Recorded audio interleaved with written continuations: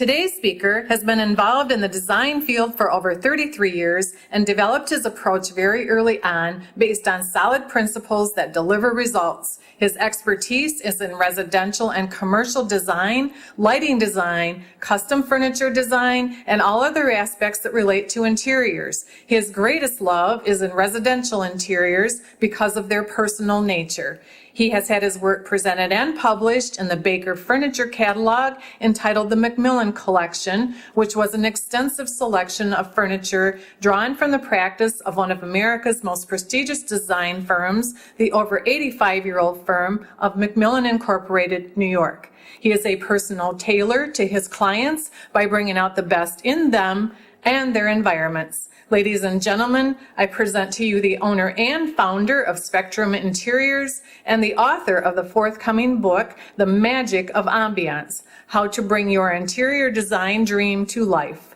Stephen C. Adamco. Okay. Hey, good to be here with you on this initial podcast. We're going to be talking about creating ambiance in your residential interior design and decorating, no matter what the budget. Truly, in regards to interior design and decorating, it's all about the magic and excitement of ambiance. This goes far beyond a look. How many know what ambiance really is? Well, let's check the dictionary. It says we're talking about a mood, character, quality, tone, or atmosphere of an environment. This is also another definition, that which surrounds or encompasses. That's a pretty good definition. But what we're talking about and looking at when we create ambiance, no matter what the budget, is, consider this, ladies. How does it feel if you wrap yourself in a nylon windbreaker versus a mink coat? Now, you're the same person in both scenarios, correct? But your emotional feeling, your ambiance, the way you talk, the way you walk is different. Is that true? You know it is.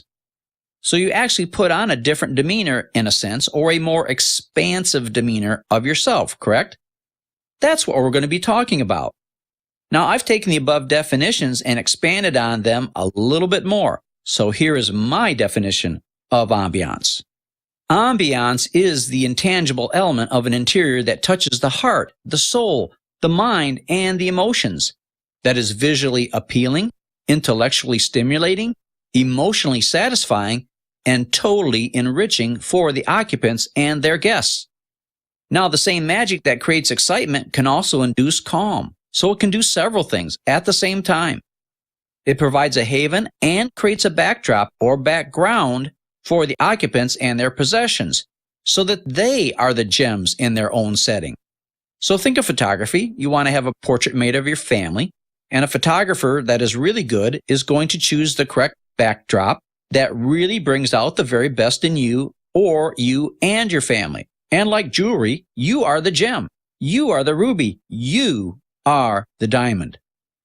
We want to position you in such a way that your setting or your environment brings out the whole character, the quality, the fire, the color of your personality, because you're unique and there's nobody like you in the whole world. That's correct, isn't it? So, why is ambiance so important?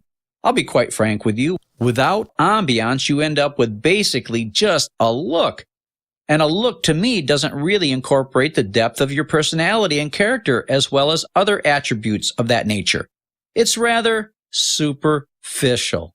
And it doesn't express the true treasure that's in you as a unique individual. So, the big question is, why do so few people have ambiance? Number one is they try to follow a trend or fad. Now, both those things come and go, so it's very easy to get locked into a time warp eventually, just like a time capsule, and it can get outdated at a certain point if you don't handle things correctly. And quite frankly, a lot of things that are perpetuated out there in the furniture and furnishings industry, or even in the fashion and clothing world, are there to perpetuate the idea of constant change so as to keep up the selling. In other words, they want to keep selling you more. Nothing wrong with that, but it's typically done to create in you a continual state of dissatisfaction. But everybody knows that there are certain things that you look best in, certain cuts of clothing that you look best in. If that doesn't happen to be the fad or trend at the time, then where are you? The fad is not your friend.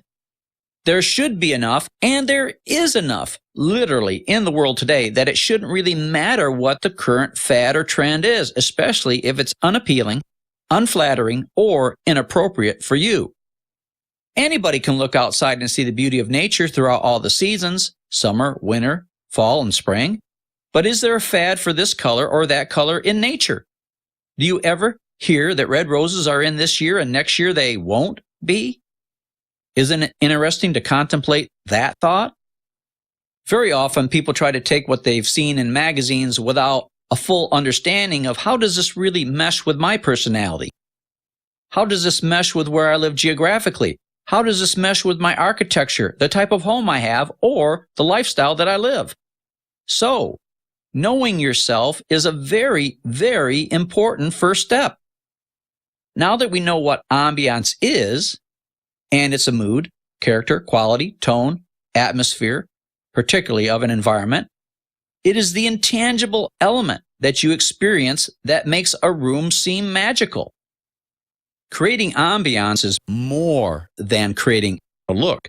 It goes way beyond that. Many looks just seem to be superficial. Actually, they are superficial, and they lack the depth and draw power that a room with real substance has. So it's very much like a person who has depth of personality. They may look beautiful or handsome, but they also have personality plus. Some of them aren't even beautiful or handsome, but they have personality plus. So the more you get to know them, the more you want to know them and the things about them that make them so unique and memorable. They draw you in, they vitalize you, they invigorate you. Isn't that the way you want your home or room to be described? I hope so. These same personality plus people come from all walks of life. Some are subdued, some are gregarious, some are mild-mannered, some are racy. But you get what I mean. The same thing happens in wonderful rooms. They also come in various looks, colors, themes, and backgrounds. But rooms of excellence have ambiance regardless of the degree of formality or informality. The first step to obtaining ambiance is to define it. Not just the dictionary version, but your version. How do we do that? With words. Word pictures. Words are containers for expressing and articulating thoughts, ideas, and emotions. So what kind of words shall we use to define your ambiance? The answer is adjectives. We'll use adjectives to define our objective. Adjectives will give form and substance to the intangible aspect of ambiance. This is particularly helpful for those who don't have the ability to visualize well. So I asked the client to answer this question by describing or explaining to me, what do you want this room or home to feel like? The usual response is this: I want my home to feel cozy and comfortable. Can you see the necessity of getting beyond that definition and the need to go much deeper so that you can have the kind of ambiance that is the unique expression of you and not like so many others who have not even taken the time to get below the surface issues? My next question is to ask, what does cozy and comfortable mean to you? How do you define that? At this point, many say, well, I just never thought about it. Or gosh, I never thought about it that deeply before. Bingo! That's why they have never experienced any ambiance in their home or homes their whole life.